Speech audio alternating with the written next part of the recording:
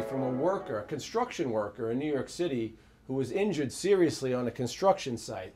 Apparently he was an electrician and he sustained a job-related injury while working on a construction site. Construction accidents are the most common types of cases that we handle. In fact, very many serious accidents happen on a construction site, and that's because a construction site is a very dangerous place to work.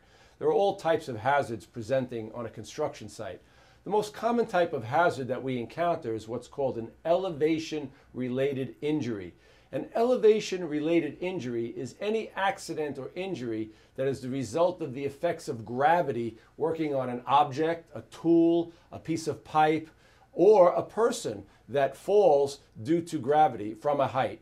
Any of these cases in New York are very serious cases and often, and unfortunately, result in very serious injuries.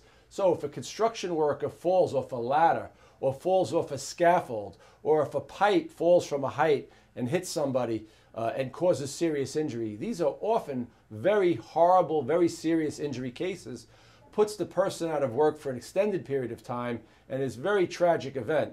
The good news, however, is that in New York, these are almost always solid cases. That's because under the labor law, there are all types of protections in place to provide compensation for someone injured in such an accident.